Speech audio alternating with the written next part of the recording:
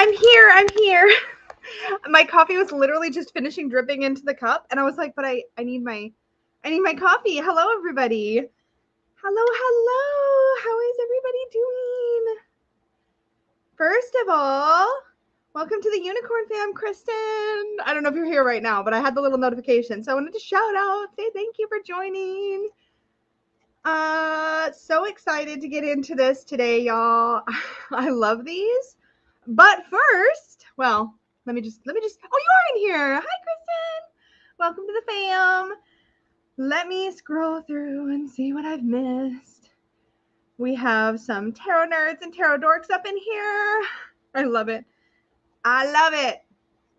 I feel like I haven't been live in ages. I don't think that's true. It's just how it feels. Hello. Hi, Caitlin. Don't chat very often. That is totally fine. A lot of you guys know that I was a lurker on tarot YouTube for like a year before I started commenting anywhere. I just watched. Super normal. Love it. Who else? Hello. Hi, Barb's in here. We get Barb back now that the haunted house situation is over. Welcome back. Hi, Joe. So good to see you. Hello. I am so stoked about all of this. New subscriber. Hello, Milo or Milo. Is it Milo or Milo? Please let me know. Kristen just upgraded. Yes. That's why it said new member. I gotcha now. That's awesome. Hello. Hi, Connie. I love these. I haven't done one of these in a hot minute, but if you are new, Troubleshooting the Tarot, this is like a live stream where we just chat about whatever. We talk about cards we get confused about. We talk about, you know, how we interpret different things. Hi, Travis, welcome. We talk about like the hiccups and the bumps in the road, either reading tarot for ourselves, reading for others, all that good stuff. So this is a anything goes sort of situation. Yeah, the haunted house is done, Barb says, and then my internet died. The worst. Is it finally back up? I hope so. I hope that's why you're here. Hello. Hi, Unique Love. Time for me studio. I've been waiting for this. I'm so excited. I know. I try to do these every few months when I get a free Saturday of content to do a thing. I've had so much on the go lately, so many projects. It's been a lot. I'm currently working on filming my deck collection. So I just did the first couple bits. I've still got to do all the editing, of course. But I am working on my deck collection. So I'm showing every single deck I own throughout December. So you're going to be seeing that. I'm doing it alphabetically. So it's like my tarot deck collection A to Z or A to Z if you're in Canada or the UK. Does UK also do Z? And then I'm breaking it up. So Oracle A to Z, Lenormand and other A to Z, Tarot A to Z or A to Z. I'm indoctrinated into the Canada Z world. Hello, Blinky. I'm seeing lots of new names. Welcome. Crazy Buddy Lady. Oh, you usually miss them? Welcome. Yay. So I have the Good Karma Tarot just as our like example deck to use while we're chatting about the meanings and such.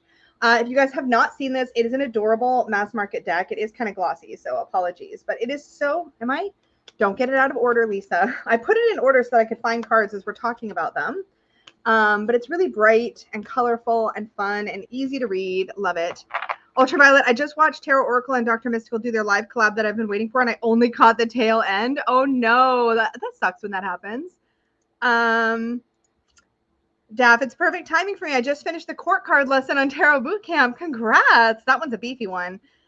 That one is a beefy one. I'm here to answer any questions, whether you've been taking one of my courses or not. It's for everybody, so just come on in. We'll chat about it. Oh, but I do have an announcement. So Peggy, if you guys don't know, my wife Peggy makes all of my bags. Most of you know, I know. But just for those of you that don't, she makes all of my tarot bags and reading cloths, all like this kind, and then also the pouches and the ones that open up into a reading cloth that hold like your big book and deck and all that kind of stuff.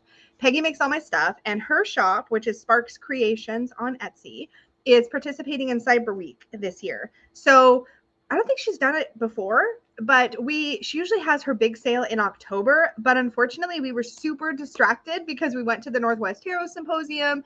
And so we kind of did a very like last minute, not well planned sale in her Etsy shop at the end of October. And we didn't like give anybody really a heads up. And it was just like, it didn't go, it was just like a little sale. Like we didn't do a whole lot with it. So she decided to participate in Cyber Week. So everything in her shop is 20% off, and Magical and Badass Unicorns, you do get an extra discount. So check the membership tab for that to get your deeper discount. But it's going from now till the end of the month. So you have lots of time, and awesome. Oh, Vintage Moon, been loving Peggy's tutorials. Yes, so Peggy has a sewing channel. I think her channel's still just called Peggy's Ponderings. So it should be linked in, it looks like I have cat ears. Is it because of these thingies happening up here? Like that's Peggy's, one of Peggy's spare fabric racks hanging back there. So yeah, anyway, so check that out. I will put the link actually in the chat so you guys can see it easy. Hey, babe. Hey, honey. She was just walking the doggies for me. Well, for both of us. Well, for both of us, but I forgot to take them out. To come with me. Okay, here's a link to Peggy's shop. Oh, good. Lexi got a few things in the sale, in the October sale. Having a sale. Oh, Barb and I posted like at the, oh wait, that's her channel. Okay, gotcha. So Barb posted Peggy's sewing channel, and I posted the link to her shop. Lisa, hi Leanne. Did I miss something you said? Or are you just saying hi? Hi. It's the fabric rack. Yeah, it's the fabric rack for sure. You know what I didn't do though? I did not flip that around and do my Halloween advent this year, and I'm gutted. I totally forgot. But that hanging in the background flips around, and the back of it is a Halloween advent, and I didn't do it, and I'm so sad. Next year. I'm gonna pull out my hanging. Are you gonna show it for people? Yeah, you have to pull. Oh, you put everything off. I've got my lights on there, but yeah, that's the Halloween advent. We totally forgot to turn it around. It's got little pockets and everything. Yep. And then we have a Christmas tree one that we made from scratch. The Christmas tree one was kind of crappy though. It's not crappy. It's super cute. Yeah, but Hey, you want to turn on my unicorn light since you're back there? Do you know how? You have to find the battery thingy in the middle. It's way in the middle. There you go. And then the switch is at the right end. That's left. That's left. Oh, there you go. You found it. Yay! Now we have lights. It's not too late to do the Halloween advent, says Barb. I think it is. I'm a purist. What can I say? It's never too late. So December's coming up. Hit me with any questions you want to ask about the tarot and reading the tarot, and we will get into it. A tarot Christmas advent, that would be amazing. I know, right? I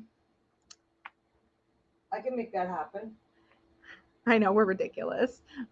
Wait, what can you make happen? A tarot advent? Tarot Christmas advent. I've got tons of tarot fabric. Okay, what I want to know is, in a tarot Christmas advent, are you going to give me a new tarot deck in every single pocket for the entire month? Because that would be amazing. No. She says no. No. Such a buzzkill. No. What the heck? Oh, WTF with 3 of Swords. It's confusing. Yeah, I'll save that. You have a card of the day. You pick your favorite deck and I do one card for every day. That's actually a good idea. A card a day. I am starring your questions as they come in so that we can answer them. I'm going to start off with Milo here. Can you discuss path work and how it can help deepen tarot practice for inner work and healing? Do you mean path working, like path working into the cards? Keep the questions coming. I will keep starring them. And if you can confirm, Milo, what you mean, I'm happy to chat about that. Hi, Marlena. Hello. Oh no. And yes, we can totally talk about the court cards. Where did it go? Here we go. Back to Milo's question. Yes. Okay. Milo said yes. Okay, cool. And we'll talk about the Hierophant. Oh, so many good questions rolling in. Yay. Okay. So path working. I do this somewhat, and I really pick my decks carefully that I do it with, but let me grab a card that might be a good one to, no, that one's going to distract me. Okay, hold on. There's one in here that's got the cutest character on it, like totally my type. It's so funny. Anyway, okay, hold on. Okay. I want to pick like a, this is an interesting one to talk about this with. Okay.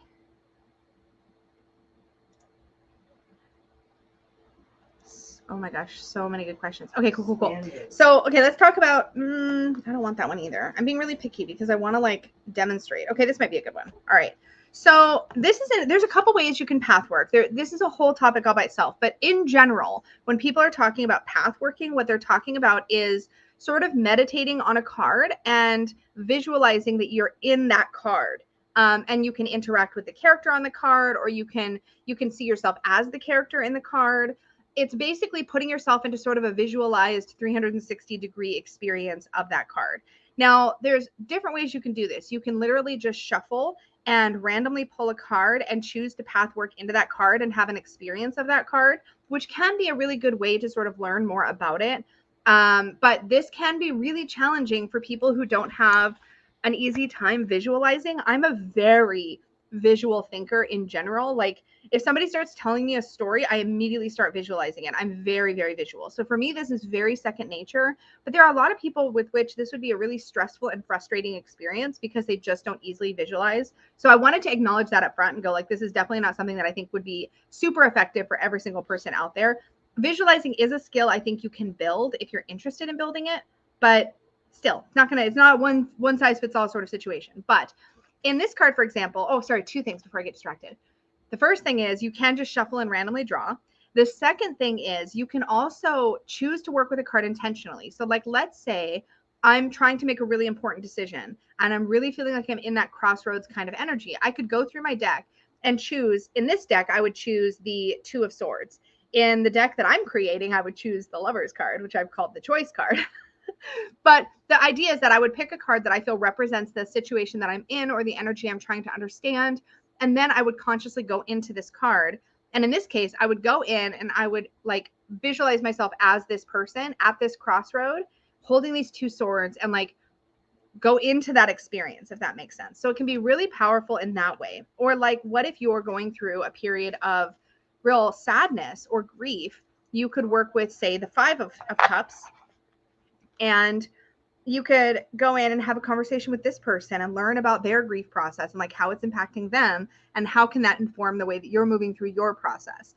But again, this is one of those things that I feel like it can work for different situations. It can be just really lovely as a way to get to know the cards, but it can also be an interesting way to sort of consciously work with their energy. Like, what if you feel like you need the energy of one of the court cards? Like you struggle with confidence. So maybe you want to go have a chat. Like imagine going and having a chat with the Queen of Wands in the Queen of Wands card. Like, because she's typically pretty confident, right? Like, so you could go, okay, who's a confident person? I want to go have a conversation with them, get their advice, get their tips. But again, this requires a certain amount of like comfort with working with your imagination and visualizing. So that, I don't know if that really answers your question, Milo, but it gives you a perspective, I guess, about how I see path working for sure. I'm going to make sure to snag. And remember, Unicorn Fam, you can also use your question emoji. Or you guys can put question in all caps. You can tag me. I'm having a really good hair day. That is so funny that you said that, Leanne, by the way, because I'm like right before the live goes, I'm like, oh my God, my hair is ridiculous because I just let it air dry. I don't do a lot. I'm not a hair person. I'm a makeup person. I like makeup, but I'm not a big fan of doing my hair. I just want a haircut that does the work for me. I'm just making sure I haven't missed the questions. Christina, I'm 70. I think that the Good Karma Tarot has a very young vibe. It definitely does have a young vibe for sure. I really love the fun cartoony like nature of it, but it does feel like 20 something the whole way through pretty much. So I totally agree with that. I'm just snagging the other questions so that I don't lose them. Oh yeah, I do have a guided, Marlena says there are some tarot tubers who do guided path working exercises. So Bronia K has one. I also have one from when I did a video advent for YouTube a couple years back. And if you look, you'll find a path working exercise in there that I did with the Forest of Enchantment Tarot that was guided. So yeah, that's a good tip for sure. Well, Peggy's in the chat. Yeah. You're welcome. Oh, I hope it helped. But yeah, it's just really imagining yourself in the card for sure. Let's talk about Joe's WTF with the Three of Swords. This one causes so much debate because those of us, okay, let me just get out a Three of Swords because we're going to talk about like the stereotypical way it's shown and like what it can also mean and why it creates sort of divisiveness in like how we all view it. So the Three of Swords will typically feature a heart with three swords stabbed into it. And the stereotypical like snapshot meaning of this card is like heartbreak. And people are like, wait, I thought the sword suit was the suit of the mind and intellect. And the cup suit is the suit of like emotion and all of our feelings, you know? So why is this very emotional card sitting in the beginning or middle or whatever of the sword suit? Like, how does that make any sense? It creates a lot of like dissonance for people for sure. Let me tell you how I've reconciled it and how I view it, because I don't mind this imagery anymore, because I totally get it. So first, we're going to talk about one of the reasons why there's some dissonance around this card is because numerologically, threes are often a number associated with growth, with learning, with expansion, because, and I mean, I could go down the whole rabbit hole with numerology and such, but like in a sort of general sense, when we have a two, we have sort of two things coming together. And then the three is the thing born of those two. So there's an idea of growth, expansion, birth, like new, like something coming up. So there's that idea of expansion, growth, etc. So how do you reconcile that with like, I've been stabbed in the heart 3 times? Like, what the heck? But let's think about this for a second. Let's just break it down psychologically. Think about the last time somebody did break your heart, or you did have an experience that really hurt. Did you, like, you had this experience that really hurt, so you have your emotions about that, sure. But then what happens? We think about it, we analyze it, we process it, we Peggy and I call it, we psych 101 it. We think about how we got in that situation in the first place. Why did I trust that person? How did I get here? And what happens? We learn and we grow because of that experience. So 3 of Swords to me are experiences where it's been painful, or it's been difficult, or it's been challenging. And because of that painful, challenging experience, we have now an opportunity to grow and expand and learn. So in the happy, fluffy, this feels good kind of exactly way. So my sort of short version to explain this is that we're learning the lesson the hard way.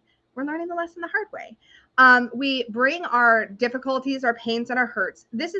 You see this with like a relationship card, like the 2 of Cups, and it really can speak to that baggage we bring forward. The initial hurt is over a long time ago, but we still carry that baggage forward. And I think that's really what the 3 of Swords is talking about, is the learning process when we've had that hurt or that wound that's happened. So many good comments in the chat. Holy cow. Yeah, thriving self-care with Renee. I see 3 of Swords as thoughts piercing the heart. So my thoughts messing with my heart. So often anxiety or grief or difficult emotions, thoughts, and perspectives. So this is also another really great way to look at that as well. And to me, I often talk about, like, there's the hurt that happens. There's the emotion around that hurt, but then there's all the things we tell ourselves because of that hurt. I just spit on myself. I'm very excited. And then I like talk and like it just comes flying. But it's like that idea that we, there's a saying called the second arrow. I think it's a Buddhist parable, but I could be wrong on the origin. The idea of the second arrow is that the first arrow that hits you, that's when somebody shoots an arrow at you, the arrow hits you, it hurts, right? That's the first arrow. The second arrow is what we tell ourselves about that hurt. That's the 3 of Swords, right? It's the things we're telling ourselves, thinking, analyzing, or it's the intellectual process about the thing that hurt us. It's not about the actual thing that hurt us. Does that make sense? So it's about all the stuff that happens in our mind because of that hurt. Yeah. I'm going to try to, yeah. 3 of Swords is labor pains. Yeah, totally. I get it. Sandra says, I'm 67. What deck do you think has more age diversity? The Unfolding Path is my top recommendation for age diversity right now. I think it does a beautiful job, like a beautiful job. Definitely check that one out. I'm just double checking to make sure I didn't miss any 3 of Swords comments before we move on to the next question. Yeah, Tarot 3B says 3 of Swords is my trauma card, traumas and past pains we carry around mentally. Yes, exactly that. And I am trying to start the question, so hopefully we won't have to repeat them. But if you notice that I went past your question, just let me know. And yeah, yes, Joe Birdie says totally makes total sense with the neurological alchemy. Exactly. Exactly. Yep. And keeping the hurt and pain in your head for sure. This is also a really interesting perspective. So Tara with Jay says, I see 3 of Swords as a message from your mind that your heart is not ready for. That's a really beautiful way to look at that as well. I think I've got your question, Daph. So I think we're good. I think I've got it a couple times in here. But I will start just in case. If I see repeats, that's no big deal. Yeah, Marlena says, in the Thoth Tarot, the title keyword for 3 of Swords is sorrow. I tend to think of it philosophically, the sorrow that comes in a search for meaning. That's also a really beautiful way to look at it. And Debbie says, the hard decision from the 2 of Swords comes into play in the 3, lesson learned. Yes, maybe the decision is to face the hurt and deal with it. Totally. So Pinky Little Mama asked, what would you say when the High Priestess shows up, other than it's not time to know, or secrets are yet to be revealed, or go with your intuition? Are you feeling really stuck on all of that? So this would be, I feel like the High Priestess is actually a really good card to path work with. Actually, if that is something that is in your practice, because part of the whole point of her is, in my opinion, part of the point of the High Priestess is that there's mystery. There's this idea that what we are experiencing, we cannot sense with our physical touch, smell, sight, hearing, right? We have to really get into that space where we're open to possibility from other senses. So our internal sense, listening to our inner voice. A lot of times to me, the Hierophant, or excuse me, the High Priestess, a lot of times the High Priestess is a call to me to exclude or tune out external noise and really connect with yourself and what your inner self is telling you, to really sort of align with, it could be your inner child, to align with your inner highest self, to align with your inner compass, however you want to look at that, but to really get away from all that external pressure and external opinions and external noise and turn inward. So I like the idea of turning inward. I do love the idea about secrets. There is a mystery to this card that I think is worth exploring in a reading, depending on what you're feeling sort of intuitively in that moment. I don't ever really pull it and think it's not time to know. I usually feel like the secrets that are indicated by the High Priestess are meant for you to discover and for you to uncover, but through a means of checking in with yourself versus turning outward. Like this to me is the opposite of the Hierophant's energy, which is about getting that wisdom from external sources like tradition or from other people with more wisdom. Whereas the High Priestess to me is very much about like that inner truth, inner knowledge, inner work, right? Intuition for sure. And this can also to me be a call to pay more attention to a gut feeling. If you are in a situation and you're like, I don't know what to do, and the High Priestess comes up, it's like you really need to be listening to yourself. Part of you probably already knows the answer, that sort of thing. Let's see what people are saying in the chat. I think of High Priestess as being like nonverbal, nonlinear. You had to be there, like an experience that's beyond words. That's fair. Yeah, that totally makes sense. I know I love the pink haired High Priestess too. Yeah, thumbs up for Lisa. You guys, smash that like button. It really helps the channel. Thank you for that. I always think of the High Priestess to mean using intuition. Yes. For me, the moon is about things not readily apparent or things in shadow, not yet known. Yep, I can see that for sure. High Priestess, wisdom from intuition, previously hidden information. Yes. Sometimes coming to light. I could see that. Let's see if I missed any other comments. And I will, you guys, I will miss some things, but hopefully I will be able to keep up. I do an okay job keeping up with the chatsies. Okay, so I think that answers your question, Pink Little Mama, but you let us know if you're still here, if you still have questions. Unique Love asks, reading cards, but in a story. How? Do you mean like stringing them together and then create? This is one of my favorite things. So I'm working on a creative project right now where I'm actually literally trying to explore this concept in a very intentional way in exercises and things like that, let's just say. I'm trying not to talk too much about that just yet, but I am working on that. And one of the things that I was talking about, or that I'm kind of exploring in that idea, is that when you associate, this is, I can't talk about this without also talking about my passion for coming up with a single keyword or multiple, but starting with at least one keyword for every card in the tarot. I do this in my course, Tarot with Training Wheels, which you can find on my channel. There's a whole playlist. It's all right there for you. You don't have to do anything special to get access to it. It's just there.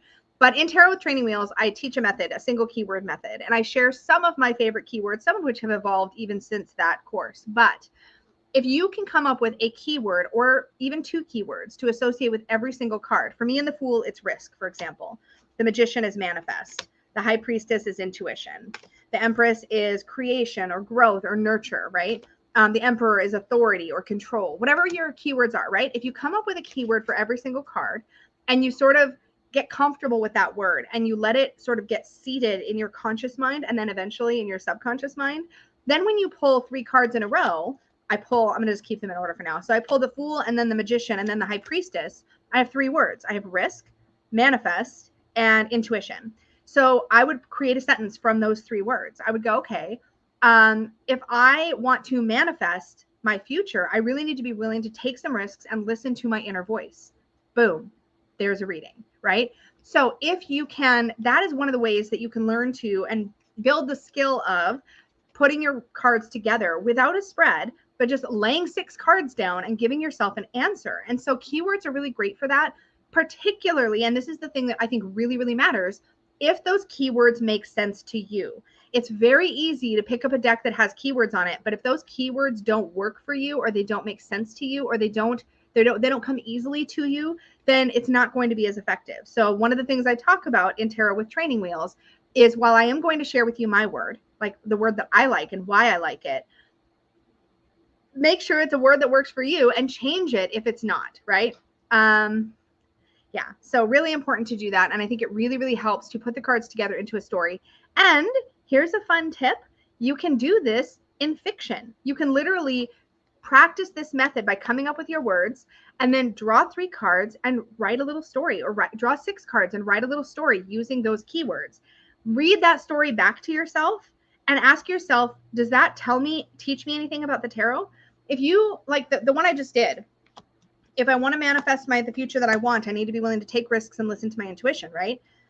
Then I ask myself, that thing that I just said, or that thing that I just wrote using these keywords, what does it teach me about the tarot? Oh, I have to be willing to take risks. Does that align with how I understand the Fool card? Yeah, it does. If I want to manifest a future that I'm longing for, does that part like make sense with the Magician card? Oh, it does actually. That aligns with how I understand the Magician card. Does the part where I said I need to listen to my inner voice align with my understanding of the High Priestess card? Yeah, actually it does. So like you can actually build this muscle memory. Muscle memory is the wrong term. Mental muscle memory connections. You build the synapses, the connections in your brain for what these cards mean by practicing this. And you can totally do it just for play. Pull a few, pull a few, pull a few, make a sentence, make a sentence, make a sentence, right?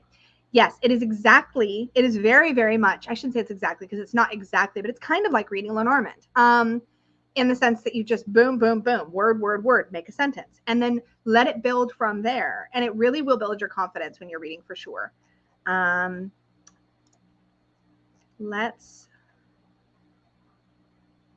You're welcome, Sandra. I'm just scrolling up to make sure I haven't missed any questions. Excuse me. Thank you for links, Barb. Hi, Steph Journals. I think of High Priestess as being like non-verbal, non-linear. You had to be there, like an experience. Oh, I already read that. I think I already read that. I'm just scrolling up to try to make sure I don't. Yep, there's a question. Perfect. Okay. Yeah, Sandra says that's an excellent method, Lisa. It would really help in navigating and linking the cards. Yeah, for sure. Yeah, Christina says I use all the keywords from Tarot with Training Wheels. Great base for a beginner. Yeah, and like I can always watch back those videos and go, well, this keyword would be better here. That keyword would be better there. But it's really not about my keywords. It's about like giving a jumping off point for you to confirm if that's a good word for you or not. Okay, so let's get, oops, I highlighted the wrong thing. Let's get back to the next question. So Caitlin asks, I've been reading for about 5 years, but I still get stuck on the Hierophant. Any insight? Yes. Yes, yes, yes, always. I got to tell you guys, making my own deck is really my most exciting, fun experience because I get to put my understanding of the cards into the actual deck. It's incredible. I'm so hooked. Like I'm so hooked. By the way, if you're not signed up for the newsletter, for updates on the Unicorn's Journey Tarot, which is the deck I'm creating with artist Francesca Paochi. I feel like I'm still saying her name wrong. Is it Paochi? Gosh darn it. I think it's,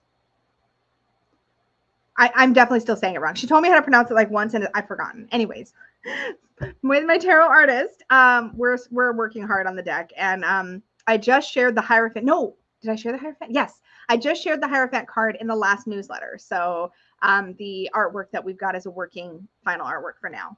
Anyways, okay. Getting back on track. The Hierophant, this is really cool in this card because it shows 3 figures. And I think it's meant to show a bit of a generation. It kind of looks like it's supposed to be, maybe it's not. But in my mind, it's kind of like maybe a mother or a grandmother or people that are older than you or have come before you or whatever in this card. But typically what we see in the Hierophant card is a very Pope-like figure, which is very difficult for people who have difficult relationships with, organized religion or popes or whatever. Like it's a little bit jarring. The thing about the Hierophant that trips us up is that when the deck was created, who would have represented back then a figure who shared the wisdom of tradition or spiritual wisdom that didn't have to do with like book learning, like that other kind of wisdom. And that would have been the figure that would have made sense back then. But to me, the Hierophant is really about tradition, number one, and like the wisdom of those who have come before, or who have some sort of other insight to share. So it's not so much about going to a library and learning. It's about learning from somebody who has an experience that they can share, or who has some sort of other perspective on life that they can share. But to me, I come back to tradition, because tradition is one of those things that can be really unhelpful and dogmatic, which is one of the ways to look at the Hierophant. But tradition can also be really beautiful and something that you want to continue forward with. In my deck, I actually show the Hierophant not as a person, but as a cave with a bunch of drawings on it. And the premise there is that if you stumble into this cave and you don't know who you are, this is the story of my main character in my deck, Mystic, who is a unicorn, doesn't know it yet. Who is obviously a unicorn. Obviously. Must be a unicorn. So Mystic stumbles into this cave and sees all these little drawings of horses interacting with people, and looks at that and is like, oh, I guess I'm a horse. It's kind of like, it's like you see this thing that comes before and you're like, oh, I guess that's who I am then. Like, I guess that's the tradition. That's one way of interacting with energy like the Hierophant. It's like, what has come before and what does that tell me about myself? But that doesn't necessarily make it true. It just means that it's like exposure to what has come before, right?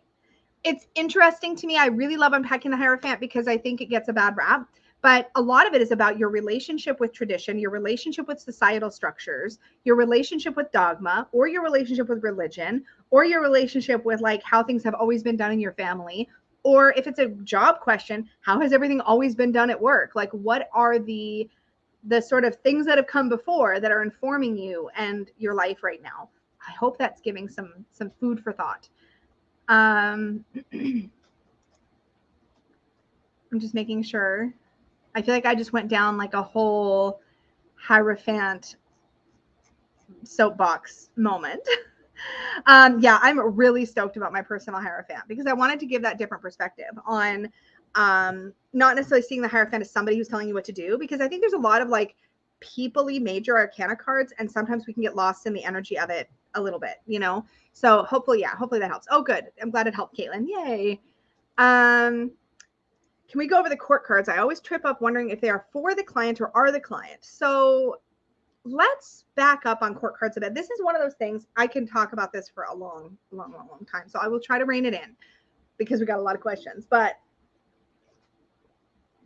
the first, in my opinion, one of the first things you can do to sort of unbox the court cards is to remember that the court cards do show us a personality. A personality can apply to a person or a situation. So it can be an energy or it can be a person. I'm actually diving into this a lot more. Is it next week? I think it's next week. I have a video coming up here. Let me tell you exactly when it's coming. I think it's next week. I already filmed it.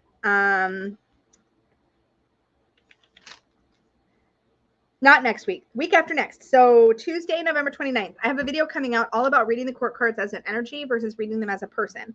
But to summarize a little bit of the point that I make in that video, the idea is that if you look at the court cards instead of as people, but as personalities, think about what can have a personality. A room can have a personality. A tarot deck, okay, those of us that personify our tarot decks, a tarot deck can have a personality. A personality just describes a way of engaging or looking at something, or it's like an adjective, like a descriptive adjective.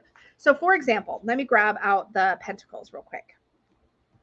So this page of Pentacles shows a guy with all these books in his arms, right? He wants to learn, he wants to do well, he wants to succeed. He's got all these energies. So when you pull this card up, it could be just like pointing out to you that this is what the client wants. They want to succeed, they want to learn, they want to grow. This could also point out that the situation they're in is making them feel like this is who they're supposed to be, or that they're supposed to want these things.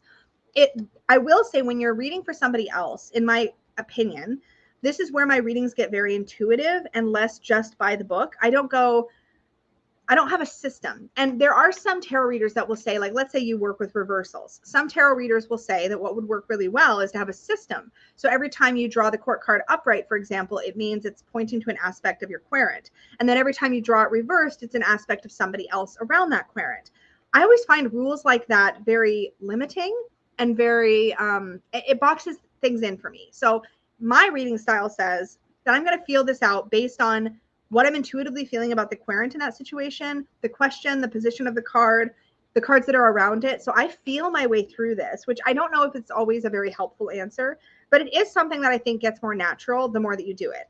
Okay, Knight of Coins is another good example. He tends to take his time, be very thorough. He moves slowly, but he's cautious. He's responsible. And so we can think of a person as having those qualities, but we could also think of like the need to exercise those qualities in a situation. Like this is not the time to go fast, for example. It doesn't have to mean that this is like an aspect of that person or somebody else. It could just mean this is advice. So there's maybe more than two ways to look at the card. Is it me? Is it somebody else? Or is it an energy? Or is it advice? Because in my opinion, one of the ways to unbox this too is to think about what would the Knight of Coins tell me in this situation? Or what would the Knight of Coins tell, or what would the Knight of Coins tell my querent in this situation? What would be their advice? That can be a good way to get it out of just being a person or being another person and think of it more as an energy. And I don't know if I actually mentioned that in that video, so we'll call that a bonus tip.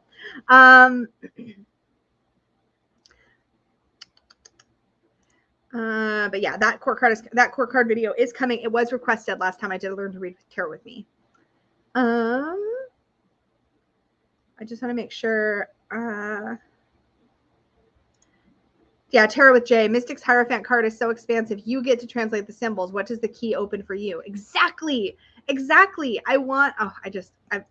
so stoked about the Hierophant card in my deck. I'm stoked about all the cards in my deck, but you're oh my God.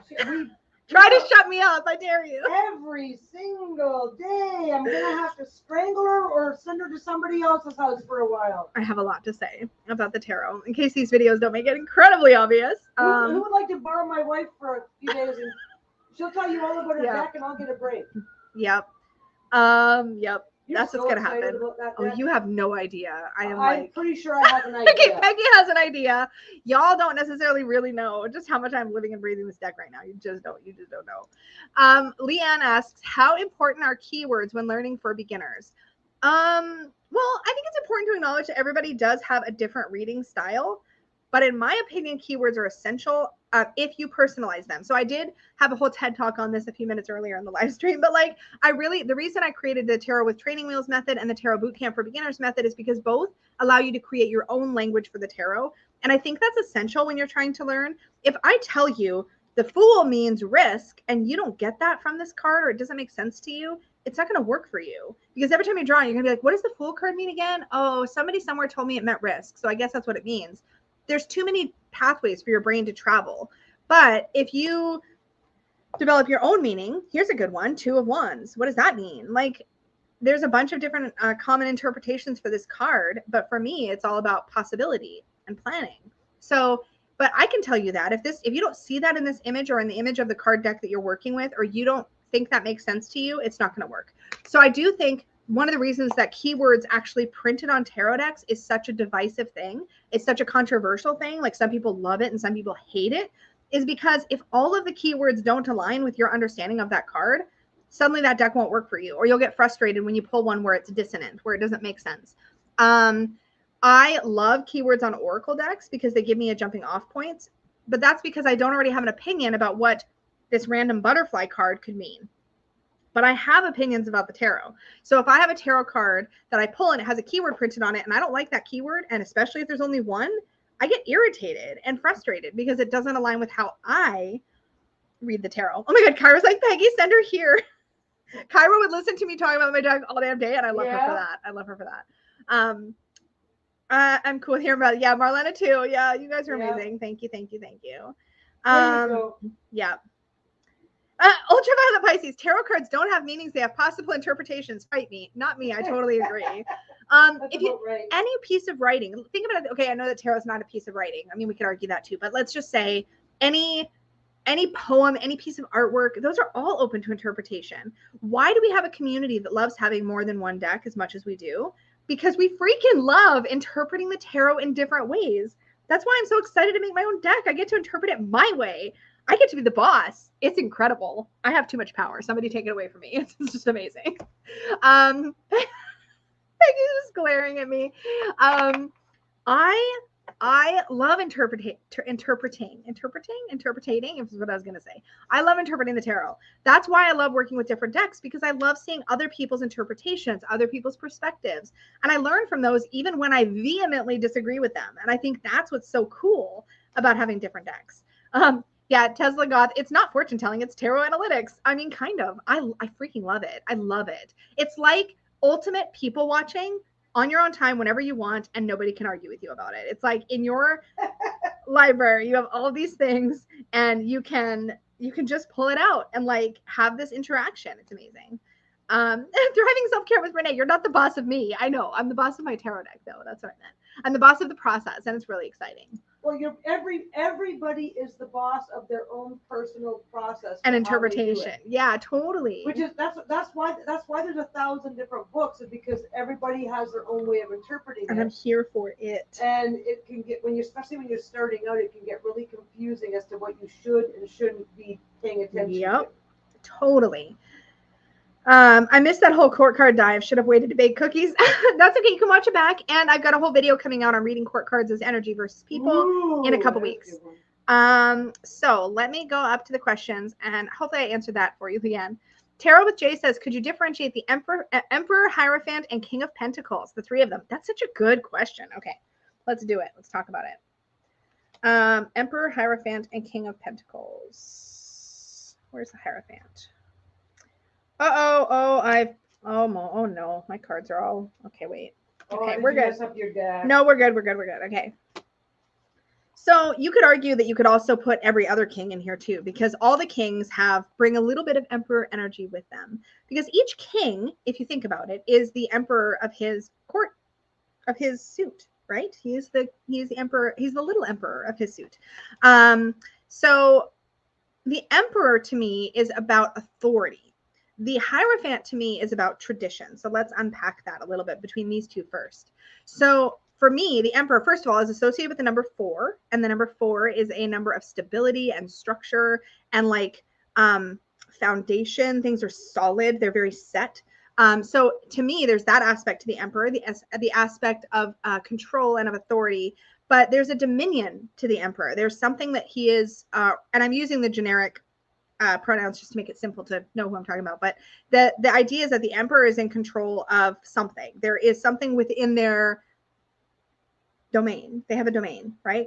And so when the Emperor comes up, you think about what is within a domain that either, like if you're the Emperor, if you pull this in a reading and you're like, how can I look at my relationship with authority? You can think about who has dominion over you, and you can think about who you have dominion over, and you can look at it from that perspective and go, how is that influencing the situation? So you can look at the Emperor and your relationship with authority in general. You can look at the Emperor as something that's in control of something or responsible for something. And all of these cards, to some degree, have an aspect of being responsible for something. The Hierophant, though, to me feels much less like a specific person and more like a system. So when I think of even the traditional Hierophants with the popes on them, I think about the Hierophant being like that system. So that system of societal expectation, the system of religious dogma, the system of tradition, the things that are very established and our relationship with those established systems. So this to me feels like about like analyzing sort of your relationship with that sort of thing. And I had that whole chat about the Hierophant. But the Emperor to me feels more like looking at your relationship with people who have authority over you, or even in some cases systems that have authority over you. But what is your relationship with that authority, and what is your relationship with the things that you have are responsible for, that you have authority over? So there's a lot of things you can unpack with both of these. There's more to obviously both of these cards than that. Like when you get the Emperor, it's like, okay, you are in charge of this environment, and then the other cards that you draw with it will tell you what you are or aren't doing. Or the opposite, that you're the one being under some other control. Like this can speak to like a boss.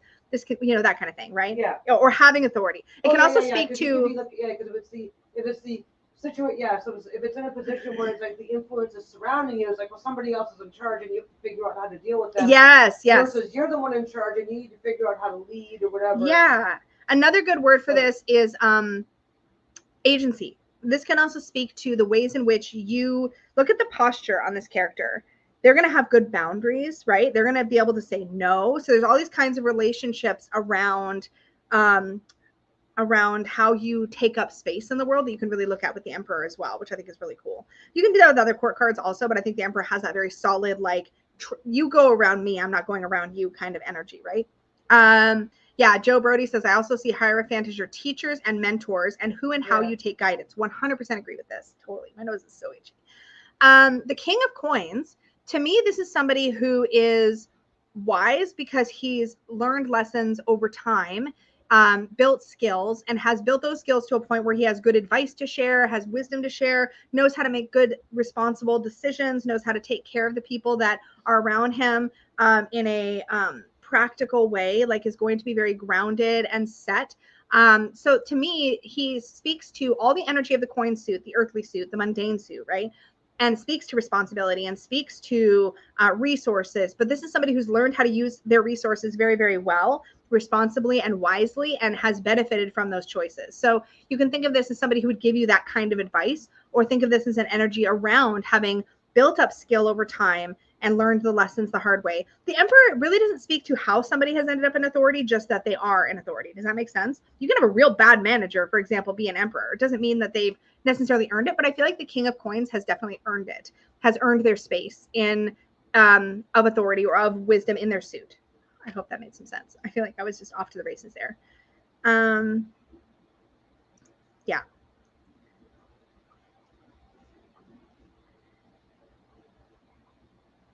It's all good, Unique Love. I mean, we're going to go all over the place, and some of these questions are going to be real beginner friendly, and some are going to be like out, going deep into certain cards. That's totally fine. That's kind of what this chat's about, is like whoever, whatever. Smaller issues as a. Yeah, exactly. So you can always watch it back later. You could go do the tarot with training wheels if you want and try to get something under your belt. Let's see. Well, you have plenty of content that's very structured, so. So Travis asks, do you use the Emperor and Empress? Yes, I don't take anything out of the deck. I'm a purist. I never saw any point in using them. They barely ever show up in readings, and I feel like they can easily be replaced with other cards. I think that's a personal choice. I mean, I think there's an argument to be made for customizing a tarot deck, but once you customize it, this is just my own opinion. I am not the tarot police. You do you for sure. But like, to me, if you take cards out of the base structure, or you add cards to the base, I shouldn't say adding, but if you take cards out of the base structure, like if I were to say, well, I don't really resonate with the Fool, so I'm taking it out. To me, it stops having its built-in checks and balances, and it's built in harmony. And so to me, you lose out on that energy. I feel like the Emperor and Empress, while you could look at, say, Queens and Kings having a littler version of that same kind of energy, you miss out on the indication that this is big energy coming in. This is big Emperor. This is big Empress, not that little one that the mundane cards in the minor cards and minor court can point to. I personally wouldn't do that, but I've never done that with any tarot card. I will say, when there are bonus cards in a deck, I choose whether to use them or how to use them on a case-by-case basis, but that's different. To me, I'm very much a purist, and the core tarot structure belongs as the core tarot structure. Really important to me to keep that core structure, but that's totally a personal thing. I think if you start taking cards out, it becomes a little more oracle-like, a little bit more personalized, and there's literally nothing wrong with that, just not necessarily my cup of tea. Wait, what's this? Oh, thank you, Time for Me Studio. Aw, thank you. That was sweet. Yeah, that's fair, Travis. They don't feel as strong to you. It might actually be worth doing some real deep dive exploring or studying on those cards in particular to see if you can unlock more meaning behind them. I can see what you mean, though, that they feel weaker somehow. I have cards that sometimes feel like that. Sometimes a Temperance card feels a little bit like that, but again, sometimes it carries a ton of weight. It just sort of depends on the reading. So I do get that. There was something else I missed, I think. Do I take the Luminary out of the Mons Tarot? No. I love the Luminary cards so much. I think it's called the Illuminator in my first edition. And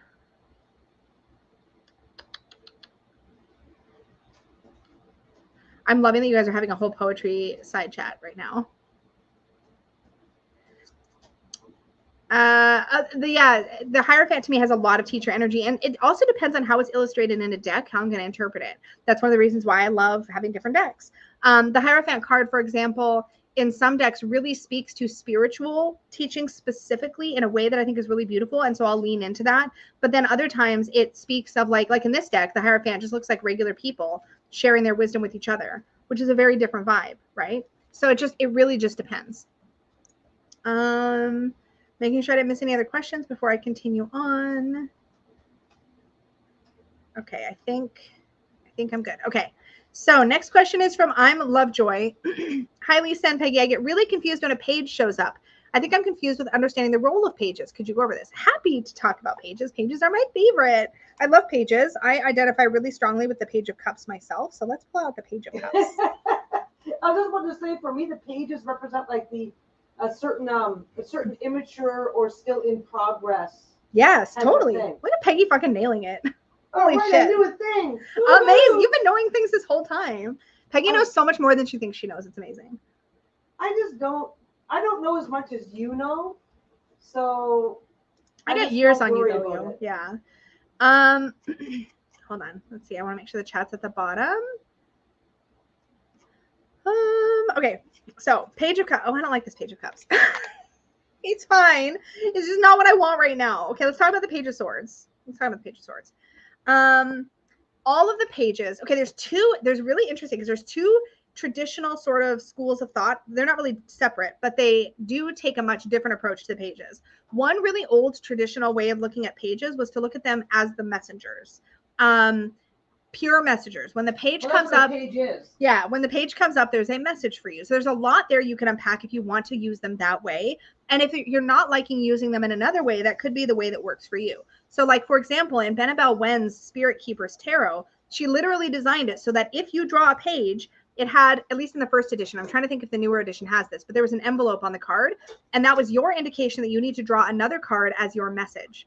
I think that's a really cool way to work with pages. So if all else fails, not if all else fails, but if you feel like that's an exciting way to work with them, you can work with them that way. So for some, they're just carriers of other information. I love the page energy though. To me, pages are kind of like little fools, right? They bring a lot of that fool energy to their suit. So a page is going to bring a excitement and a enthusiasm for the energy of their suit that you won't really see quite the same way in the Knight, the Queen, or the King. The Queen and the King are both much more established. The Knights are all about like movement and like accomplishing a thing and like going a place. But the pages are all about being interested and excited or wanting to prove themselves or wanting to establish themselves. They're that sort of like ultimate beginner's mind kind of energy within their suit. So in the Page of Swords, here she is with like a notebook and a pen, and she's considering, what am I going to write? What am I going to learn? What am I going to study? How exciting is it to consider the possibilities? She's in that space of the mind as a beginner, and she's open to all the possibilities. The pages are not set in their ways. They're very like open, and they also can be a little bit on the naive or immature side, like Peggy said. The reason I identify with the Page of Cups is because when it comes to like people and like relationships and my emotions, I'm very trusting and very like, I can be incredibly naive and like everybody's good at heart, right? That's how the world is. And it's not. And I know that, but I get really caught up. That's my like default setting. My default personality setting. Everybody's wonderful. Even that guy with the axe over there. I get myself in trouble. But I love that about myself too. It's one of those things where I love it about myself, but it gets me in trouble for reals. So yeah, I love the page energy. And I hope that gives some different insight on how you can look at them, but just think of them as the ultimate beginners. And we all experience this energy all the time. We are all pages when we start a new job. We're all pages when we're in a new relationship and we're trying to learn and like kind of establish ourselves, right? And I just think there's so much beautiful energy to them that they bring that we don't get from the other three court cards, because the Knights are now the kindest way I can think of to say about, because a lot of the Knights are real troublemakers, right? But like, I mean, the Knight of Pentacles, he's a solid dude, but like the other ones tend to be a little bit like, they cause some trouble, partly because they think they know more than they probably do. You know, they're in that kind of overconfident, like adolescent, everything will be fine stage, but like they don't always think about the consequences of their actions, Page of Pentacles aside. And so they can be a little bit like, you know, or I mean, sorry, Knight of Pentacles aside, they can be a little bit chaotic. Somebody asked about a chaotic card. All the Knights bring a bit of chaos, I think, honestly. Oh, I'm so glad that this helps. I'm Lovejoy. Yay. Also, I love your name. I'm Love and Joy. It's beautiful. Pinky Little Mama. Oh, wait, I already answered this one. Oh, okay, you must have repeated it. No problem. Okay. So I'm gonna get to Daph's question because I saw it asked a couple different ways, and we are narrowing the list down. So if you have a question, toss it in the chat. We'll add it to the list because I can go for a bit longer here. I say that now, but okay. So Daph says, how would you differentiate between the King of Pentacles and the King of Wands in a business reading? Oh, I have so much to say about this. I've seen both businessman and entrepreneur to describe them both, and it confuses me. Okay, yeah, because, oh, I've got so much to say. Okay, so King of Wands and King of Pentacles. I don't really necessarily need visuals for this, but I think it's just helpful. We can kind of see it actually in these characters, which I think is really interesting. So our King of Coins in this deck is shown holding his coin close to his vest. He is wearing a business suit, right? He's like established in business, right? And then we have our King of Wands. He's in a t-shirt with a flame sitting over his heart. And he looks like he's like very confident. He's got a hand on his hip, and he looks like he is like delivering some words to you, right? Here's how I like to picture these two characters. The King of Coins to me is like that CEO type figure, right? He's very established. He knows what he wants to do. He's made mistakes. He's learned from those mistakes. He's making good decisions now because of that. And those decisions are yielding him better financial or business results, right? The King of Wands, he is the leader mentality. You know who I picture every time I think of the King of Wands, actually? What is that movie? Okay, somebody's going to know it right away. There is a movie with, I think it's Celtic people. Oh my God, I'm really bad at this, you guys. There's some Celtic people. They're wearing like blue stuff. And there's a guy, probably a famous actor whose name I don't know, who's on a horse or something in front of them. And he's like pacing back and forth. And he's delivering like a speech to get them all worked up to be like, we need to go like, win this battle. It might be the movie Braveheart or something. Is that the name of it? I don't know. Do you guys know what I'm talking about? Somebody please tell me you know. You know what I'm saying? Braveheart. Oh, thank God. Mel Gibson. Okay, good. I'm really bad at actor names and movie names and all that stuff. And I'm saving questions as I see them, by the way. I'm going to just quickly scroll up. I think I've got most of them. Okay. So yeah, Braveheart. So to me, the King of Wands is that inspiring leader. He's the one that's going to like really rev people up and get them to do stuff. He's the guy you're going to see at the podium, like giving a speech to people and like just like getting them all worked up for something, right? Like he is a leader. And it's not to say that the King of Coins is not a leader, but they're leaders in very different ways. He will inspire you and he will make sure that you don't F up your business. You know what I'm saying? Like you don't F up the job. So don't F up. This guy's going to get you to go like do stuff. This is a very fiery, actiony kind of energy. And this is going to be a very like practical, mind your resources, don't make foolish mistakes kind of energy. This guy is more likely to inspire you to do really good things, but probably F up along the way a little bit. This guy's going to be like, don't F up along the way. Here's how you get it done. You know what I'm saying? So very different advice from these two characters and very, very different energy. In fact, of the kings, they're almost the most different to me because this one will be more like the take risks, roll up his sleeves, like be in there with you. This guy's going to be like, look, I've given you the way to do it. Now just do it that way. Like, you know what I mean? So very, very interesting. Michelle says, would you say the King of Wands is charismatic? Absolutely. Tons of charisma in all of the Wands court cards, for sure. For sure. Marion King Tarot, I come in and you're talking about Braveheart. I know, right? Yeah, so Thriving Self-Care with Renee says, King of Pentacles is king plus earth energy, so more grounded and stable and deliberate. King of Wands, king and fire energy, passionate, enthusiastic, more impulsive. Yes, much more. This is dynamic energy. This is stable, grounded energy. Yeah, for sure. For sure. Yes, Ultraviolet Pisces says, King of Wands is going to try something new and innovative, and King of Coins is going to want to do what he knows works and makes money, not about taking chances. Totally. They may take some measured risks, but they are going to be measured risks that they've taken in the past, have learned from, like know that they're probably going to pan out. Like in a portfolio, this one goes with the stocks that have the really high ups and downs because it will yield you the greatest results in the end if you do well. And the King of Coins is going to pick that middle of the road or even the low stuff with the guaranteed returns. You know what I'm saying? So that's the difference between their energy, in my opinion. And this is all my opinion. Hopefully I've said that, but in case it's not clear, these are all just my opinions and my takes, and your mileage may vary and everybody's perspectives are valid. No tarot police. Yeah, King of Wands is almost like a salesman in terms of charisma and energy. Totally, totally. Knight of Wands can be very salesy, very like almost used car salesy sometimes. Like, excuse me. Thanks, Monster High Bigs. I'm gonna save this question because we're still going through them. But thank you for your comment. Okay, yeah, like Marlon has said, King of Wands is fire of fire, King of Pence is fire of earth. And there are some correspondence schools that would say that the kings are air, in which case it'd be air of fire, air of earth, and you can still work with both systems to learn more about them. But yeah, hopefully that helped, Dav. Tesla says, I don't know if this is a question. I just starred them as I saw them coming through. In the energy obstacle advice spread, it seems like the obstacle card gives better advice than the advice card. Is this common? Sure. So first, quick recap. Energy obstacle advice is my favorite 3-card reading. I use it all the time. And it's basically this card is the energy of the situation. This is the obstacle. And this is the advice.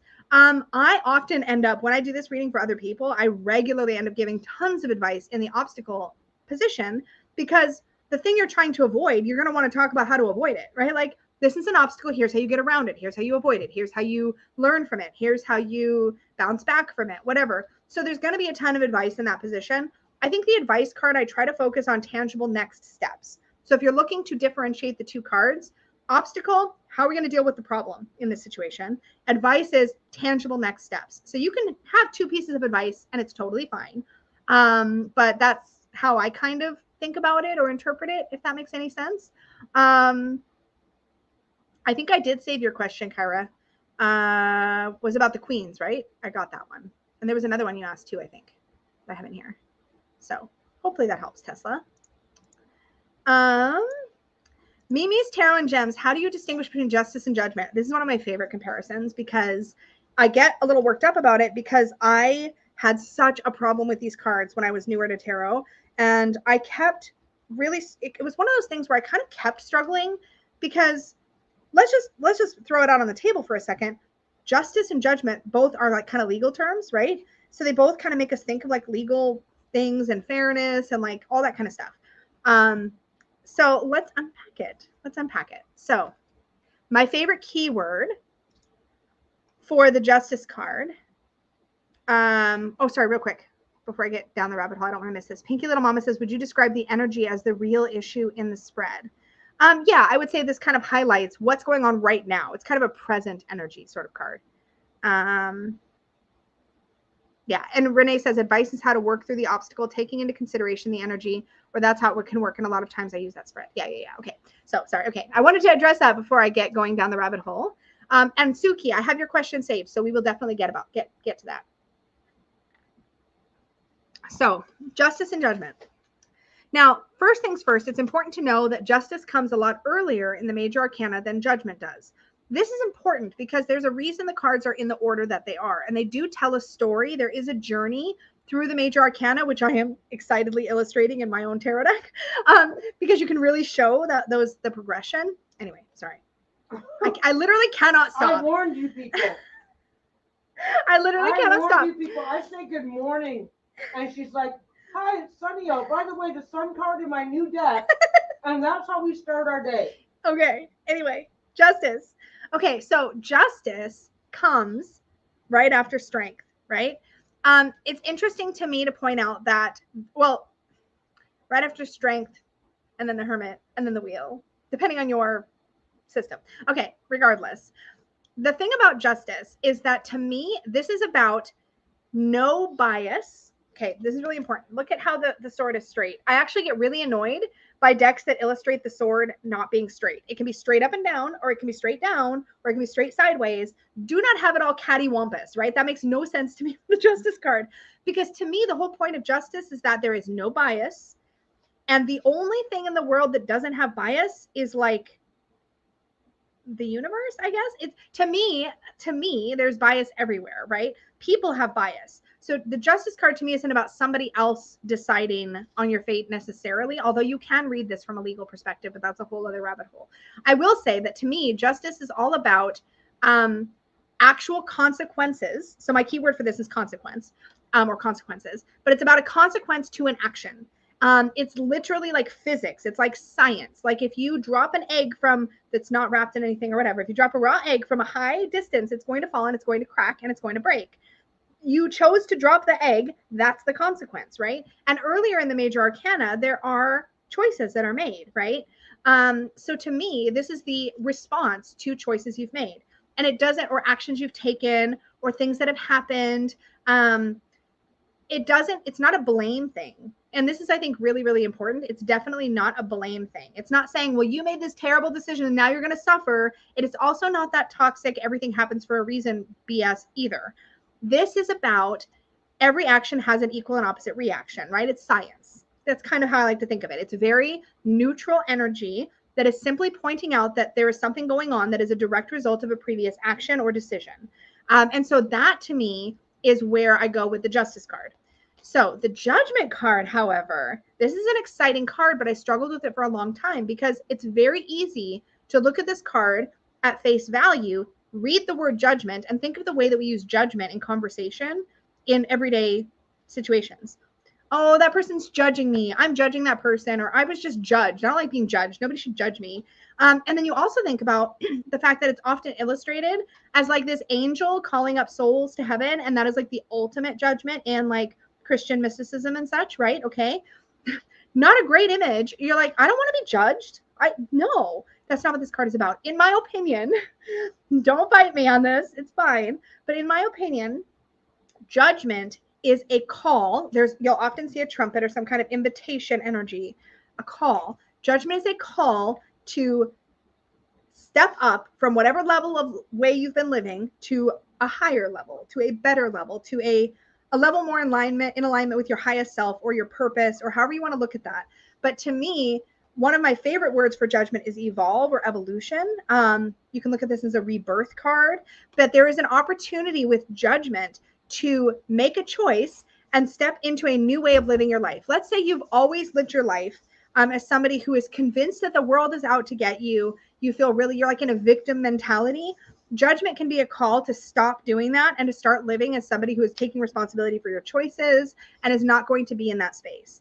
Another way to look at judgment, there was a deck that illustrated it as somebody sort of leaving behind the party atmosphere and like stepping into a more, like stepping away from that.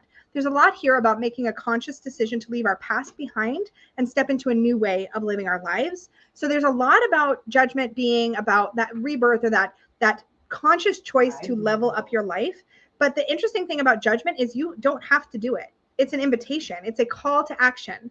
You can go, no, I'm going to put my blinders on and keep living my life the way I've always lived it, and then go see yourself in the Devil or the Tower next. I'm just saying, it's my opinion. But anyways, but that's kind of what that is. No judgment there, though. No, but the Justice card is just, it is what it is. You're definitely having an experience, and that experience is a result of a prior thing that happened or that you did. Whereas Judgment is like, hey, come here. There's something better for you. Choose to do it or not. And so in the cards that I resonate the most with for Judgment, I see it as an invitation, as a calling, as like a recognition that it's time to do that next better thing in your life. So yeah, I have a lot of opinions about these two, but yeah, that is, yeah, I love leveling up, evolving, evolution, rebirth. Those are all my favorite words. And a lot of decks do illustrate it that way. In the Robin Hood Tarot, you see a phoenix, a person kind of coming out of a flaming cauldron with phoenix wings. And this idea that you are like literally choosing to be reborn in a new way. You can look at this through the lens of organized religion, if that is your shtick, right? You can look at it as like baptism or like being judged and going to heaven or not going to heaven based on like choosing to live a better life. However you want to look at it, you know, we don't like those. A lot of us don't like those like more traditional ways of looking at it. So just put it into everyday context. Like if you, a judgment experience can be as simple as you're going to therapy now and you're working on yourself and you're going to like, you know, take yourself to that next level. You're making conscious choices to listen to that calling to live more in alignment with your highest self. I hope that I have a lot to say about those cards. Obviously, I really do. So yeah, lots to say. How did I kind of did something weird here. There's Justice. Okay. And there's Judgment. Okay. That would, imagine if the Judgment was called Glow Up, it would be so much less confrontational. I know, right? Because people see Judgment and they're like, oh, I'm being judged or I'm judging. And it's an unfortunate name for the card because I just think it locks us up a lot of the time, for sure. Chaotic Good Tarot says, I love the Somnia Tarot's description of the Justice card. One sentence particular. A blindfold adorns the statue, conveying a lack of bias toward the judged. Yes, 100%. Tarot with Ruby says, I love the Judgment card in the Housewives Tarot. It's a person standing on a scale, getting a certain realization. It's like a wake-up call, realization. Light bulb moment is a great way to look at the Judgment card. Because what do we do with that light bulb moment? That's up to us. But it's that realization, excuse me, of like, I have a choice now. Oh, thanks, Marlena. I totally ordered the Tarot of the Holy Spectrum, but I haven't. That was a very massive impulse buy. We'll see. We'll see how that one works out. Oh, I'm so glad you could make it too, Caitlin. Okay, Ultralight says, although one time I did a reading and one of the positions were, what are you afraid of? And it was judgment, and it was literally the correct interpretation that time. Yeah, I think it's important to remember that we're trying to talk about the most expansive ways to interpret the cards. But yeah, sometimes it is literally what it says on the tin, you know? Sometimes the Fool is literally telling you you're being foolish. You know, sometimes they're very on the nose, and that's a totally valid way to interpret them. Doesn't each card have a range of meanings within a certain set of parameters? Yeah, I would argue that like you start with like a base concept, and then you have all of these places you can take that base concept, and that's one of them. Yeah, for sure.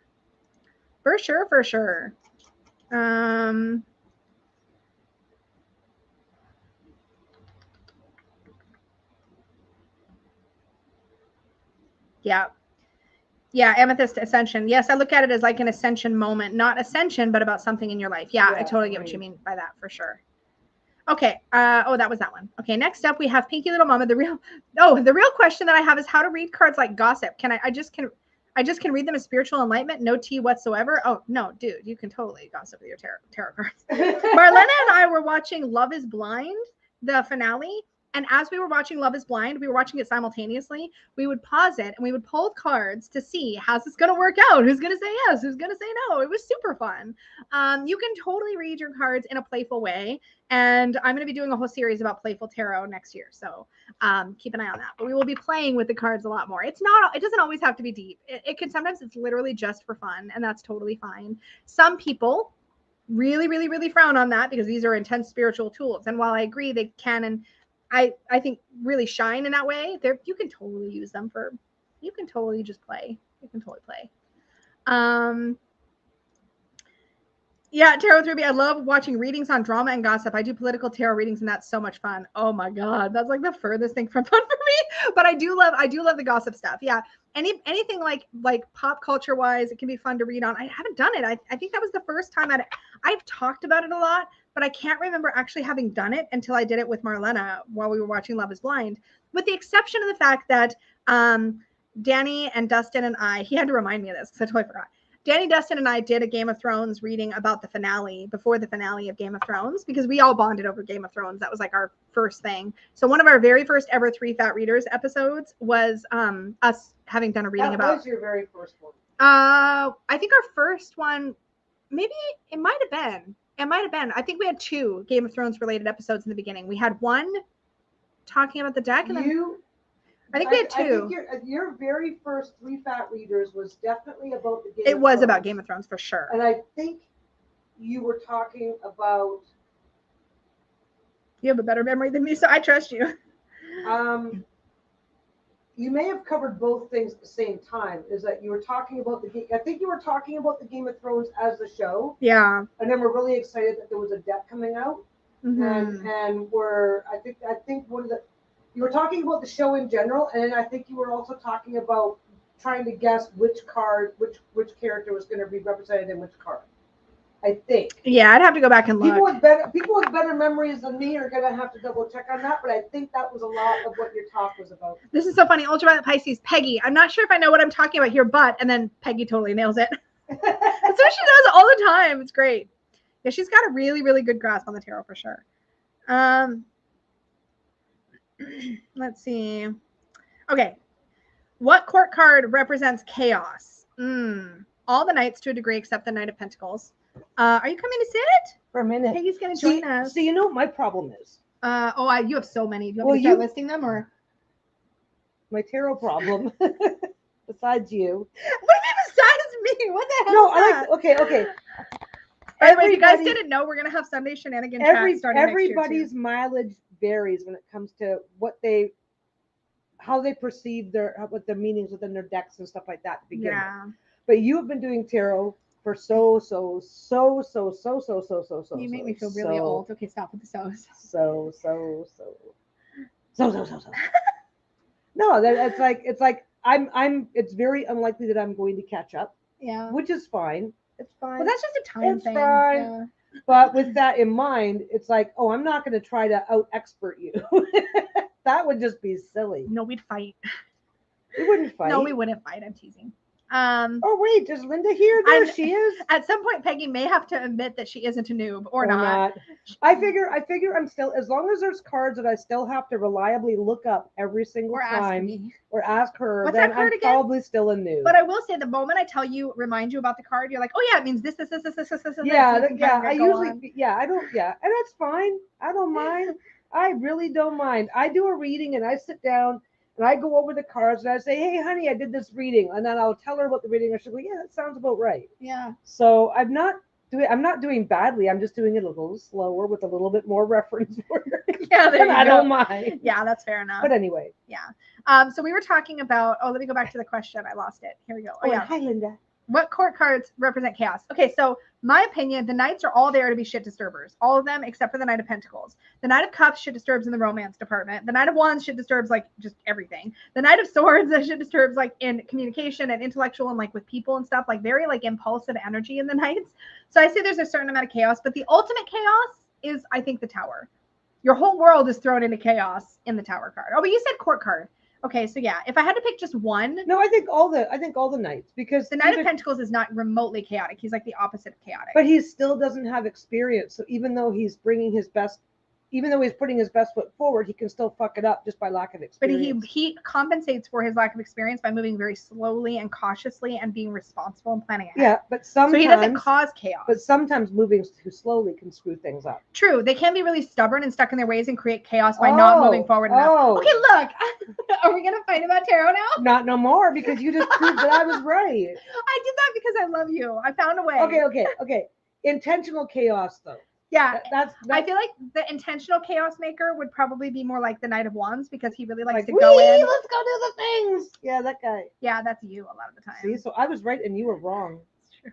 Five of Wands is chaos also. Yeah. I guess I'm an expert now. Oh wow, you guys, let's be careful. I need to things are flipping out over here. I want to do this one. Do it, fight. You guys are so funny. Fight club. Tarot cage match, girl fight. You guys are hilarious. Oh my god. Okay, so next up, in your opinion, which tarot book most closely aligns with your interpretation I want to find that one out. of tarot cards in general? The one I want to write / maybe I'm writing. Okay, moving on. Happening. Secret. Okay, it's not really a secret because we just said it out loud. Suki says, hey Lisa, I wonder how you read The Lovers. Oh yeah, that's right. Okay, whoa, back up though. What is your current favorite book? Okay, fine. My current favorite book would probably be Kitchen Table Tarot by Melissa Sonova. That's the one I recommend to everybody. Yeah, I guess I did skip the question. Yeah, you skip the question and just in favor of like a little information drop there. Yeah. Yeah. No, that I like that one.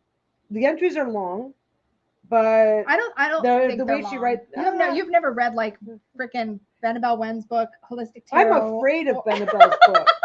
Or I'm afraid. Okay, I will tell you right now, if you feel comfortable in your tarot practice and you are ready for that deep dive, get Benabel's book. That is okay. But also 78 Tarot or 78 Degrees of Wisdom. I flipped through it. All the information is there. Mary Kay Greer is really good. Yeah. If you've reached that point in life where you need to go to the next level, definitely get Benabel's book. I will say it's less intimidating than it seems, because like the section that actually deals with tarot card meanings is like this big. The rest of it is a lot of like deep dive operational stuff, like how to work with the cards, all kinds of topics related to reading. Just like Benabel's book can double as a murder weapon. I mean, true. Awesome Any of her books can double as murder weapons. Yeah. I don't think she's ever written like a small. I shouldn't say that. That's not. I think probably she has written smaller books. I have one of her smaller books. Yeah. A couple of her smaller books. Anyways, let's talk about the lovers. Is it about soulmates or about someone cheating? Yes and no and all of the above. So, okay.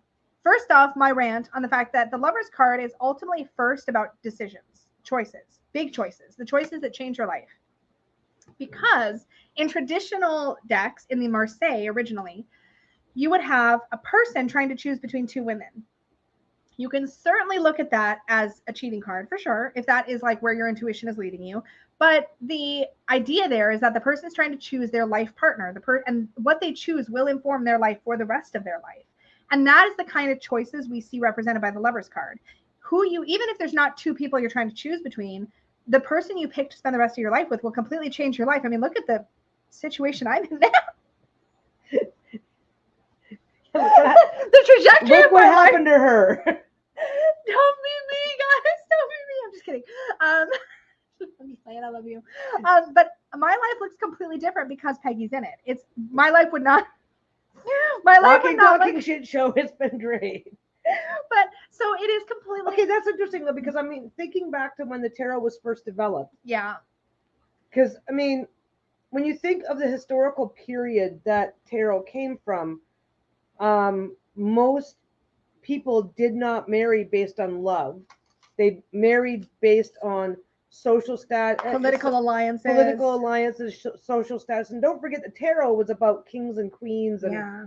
right. That's why the court existed, because it's about that level of society where the idea of a love match, of actually love being involved, was laughable. Yeah. So it makes sense. That Yeah. makes sense. I mean, I think I actually don't often read the lovers as a soulmate card, but there are times when it comes up and it's like, oh, you found your person. This is a really good place for you to be. Yeah, sometimes it does mean that. But obviously, obviously the lovers isn't about whether or not to go to war with the neighboring country. It is about your personal matches, your personal alliances. Sometimes. I do think that the lovers can definitely come up when you are like, do I go to school or do I not go to school? Is a huge life-altering change, just decision to make, for example. It doesn't always have to be about human choices. And I think it does get pigeonholed. It would depend on the nature of the reading. One of my favorite keywords for the lovers, other than choice, is commitment. It's whatever you're choosing represents a commitment. It's not just like, I'm going to choose what I'm going to have for lunch. That might be Two of Swordsy. That's not going to be the lovers. But like, am I going to quit my job and go on a whole new career? That could be a lover's kind of question, right? So it's very much the kinds of things that you're going to commit to. That would make sense. Yeah, that change the trajectory of your life. That's how I would view it. So yeah, but you can absolutely intuitively read cheating. That's a decision, right? That changes your life. Soulmate, you can see that in the lovers for sure, but I think it gets pigeonholed into a romantic meaning a lot.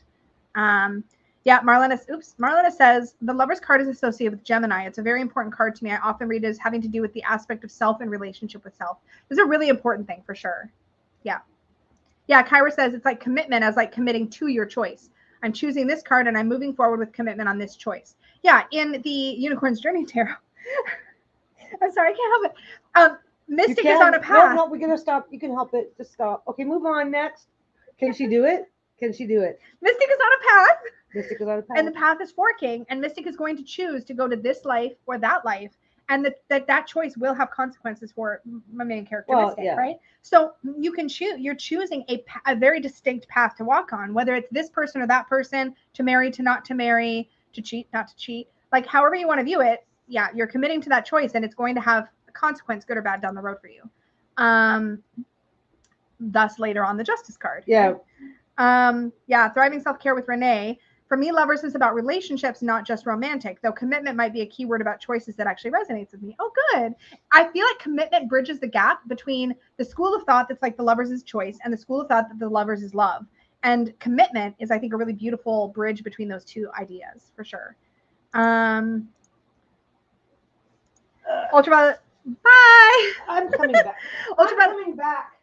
Ultraviolet Pisces says, one time someone asked me if so-and-so was their twin flame, which I don't even believe in, but I turned over a Two of Wands that was literally two burning flames in the Dreams of Gaia Tarot. Exactly. Like sometimes our general view of a card doesn't mean that we won't read it in a very different way in the right situation. Excuse me. It's all about the context. Marlena, at this point, Lisa and Mystic have merged. Mystic is speaking through her and she is speaking through Mystic. That's about right. I mean, mystic does represent my perspective in a lot of ways, and a perspective that I hope is helpful to people learning the tarot. Because you're but creating it. It's like, oh, you went and got your coffee. Oh, she's settling in, yo. I love for it. a minute or two. Oh, by the way, because we're about an hour and a half in, if you missed it in the beginning, let me move our little camera. There we go. So Peggy can actually be in the shot. There we go. And you're going, hi. If you missed it at the beginning, Peggy's having a Cyber Week sale on her shop. Just as a reminder, 20%. 20%. Mystic and Badass Unicorns have a bigger discount. Check the membership tab. But yeah, it's 20% off everything in the shop between now and the 30th. 30th. It ends on the 30th. So Peggy makes all my tarot. I just hit the magical button that Etsy provides. That's like, do you want to have a sale? She's like, yes. Okay. And then I did all the special buttons to give the Mystic, to give the unicorn. Well, my Halloween sale was just like. It was you did. We were at Newt's and couldn't. I mentioned that earlier. Yeah, we were distracted. We were busy. We were traveling, and her Halloween sale didn't turn out like to be a thing that we put a lot of effort into. I was only able to have a short sale, and we weren't able to do anything. Yeah, it was not fun. It wasn't fun for anybody, so we're doing this one instead. That's sweet. It's all about the context. Peggy yells right on, Peggy. Yeah, it's so true. Yeah, commitment is a bridge between relationships and choices. That's really helped me understand more about where the choices meaning comes from. Yes. Okay, so next question. Kyra. Oh, wait, Lisa, is it the knights that cause trouble or the pages? Well, they both can cause trouble. The pages cause trouble because they're innocent and they mess up a lot because they're new. Like if you're brand new on a job and you mess up, but I wouldn't call you somebody bringing chaos so much as like disturbing the energy because you don't know what you're doing yet. You know what I mean? Like, so there's that. But I feel like the knights are more likely to, because they think they know more than they know, is usually what happens with the knights. Like the Knight of Swords is like, I know what to do. I'm going to go do it. And I'm not going to think about it at all. I'm not a page anymore. I'm an expert. And the Knight of Wands is like, I don't care what I know or don't know. I just want to have an adventure, you know? And the Knight of Cups is like, the heart wants what it wants, and I don't care who gets hurt in the process. You know what I mean? Like, so there's all some chaos there. Can we talk about the queens now? Oh, okay, wait. Since you're in chat, can you clarify what you want to know about the queens? And I will totally pull them out. Yeah, Linda says, plus if you're on the replay squad, you can watch at 1.25 or something, and then Lisa talks really fast. Like a chipmunk. It's great. I watch myself at super fast speed all the time. And I don't know if that's negatively influenced my actual speaking speed. I think it has. But it don't forget though, if you click on the little gear, then you will get your speed options. So if Lisa's talking too fast, you can slow it down. You can even do that in a live. And if you love to live on hard mode, you can speed it up. You can even slow me down in a live. You'll just get a little behind. Yeah, you'll lag a bit. If you get behind, I do this all the time in live streams. If you get behind in a live stream, you can switch it to 2 times speed and catch up. Yeah. Oh, so the page is like a 10-year-old. Don't know, don't care. Knights are 18 and know everything. 1,000%. That's about right. Yes. Yep, that's Knights have that adolescent energy, right? Like that's totally their vibe. Yeah. I'm an adult now, therefore I know that. Yeah. God, I remember those years. Oh, Kyra says, I just like hearing how you describe the court. So if you need more specifics, I'd love to hear your thoughts about the queens or just Queen of Wands and Queen of Cups. So queens in general they're the mothers of their suit, right? So they bring that mothery energy and they mother in different ways. So if you think about it that way, the the Queen of Wands is going to mother in I'm just going to tell you how it be. And like, you need to do the thing I tell you to do because I know best. Okay. She's Mother Gothel. I just watched Tangled last night. She's Mother Gothel. Mama knows best, right? Just do what I say and do what I do. And like, she's sass and she's confidence and she's like, she's going to just like talk you through the thing, walk you through the thing. The Queen of Swords is going to be the blunt truth teller who is going to tell you the things you don't want to hear in order to help take care of you. Like she's going to mother you by like kicking your ass verbally. You know what I mean? She's going to be like, she's going to cut right through to it. The Queen of Swords is also somebody that I would say it doesn't really care or want to talk about the emotions of a situation. They're like, I don't care how you feel. This is like what's best for you, or this is what's smart, or this is what is the right choice intellectually, because she brings that mind energy. The Queen of Cups is like, I really want you to feel better, and I'm going to be there for you and comfort you and nurture you and like let you be like lean on my shoulder. I want you to feel better. So she's going to mother you through your feelings, right? And then the Queen of Coins is like, let me feed you. Do you have enough blankets? Are you wearing warm enough socks? Like the Queen of Coins is very tangible. She wants to do activities, like do things for you in tangible material ways. So like Molly Grew in The Last Unicorn is totally Queen of Cups vibes, right? Just want to make sure you have enough, like you're kind of Queen of Coins, or Queen of Coins, I meant to say. you're kind of queen of coins if somebody's over. You're the one that will be really thoughtful about, like, do you have enough to drink? Do you want some water? Do you want some food? Make sure everybody has enough food. Whereas I get a little over here in my feels and I'm just, tell me all your problems. Let me just like help you. Like, you know what I mean? So it's just different. Yeah, while you quietly starve. Yeah, the Queen of Cups and the Queen of Swords and the Queen of Wands, they'll all be like, if you're eating or not eating is like less important to them. They're like, the Queen of Wands wants you to go out and kick ass. The Queen of Swords wants you, and this is not a fun sensation.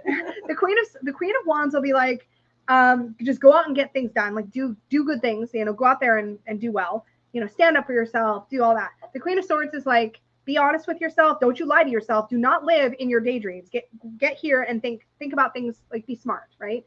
And then the Queen of Cups is like, God, thinking like I'm all of that. we're all of it, right? Kyra, we have a few debates in my house of am I more Queen of Cups or more Queen of Wands? I think you're probably more Queen of Wands. Molly Weasley is definitely Queen of Coins for sure. I feel like she feels like that, like really grounded, you know, cooking for everybody kind of deal. I don't know. Oh, I watched The Last Unicorn on Blu-ray yesterday and the special features were so good I cried. How do I do that? I don't have a Blu-ray player. Do I need a Bluray player? Can I play Blu-ray on like a CD-ROM, like on a DVD? How do? I do have a special edition of The Last Unicorn, but it's a DVD. I've never had a Blu-ray player. I think I kind of skipped over Blu-ray entirely.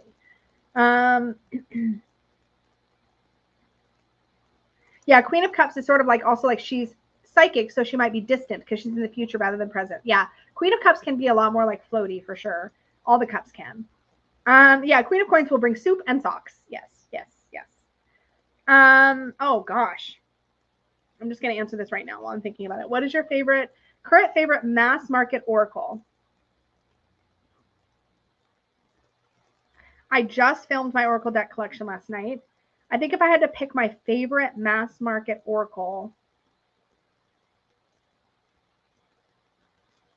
let me review my spreadsheet one moment.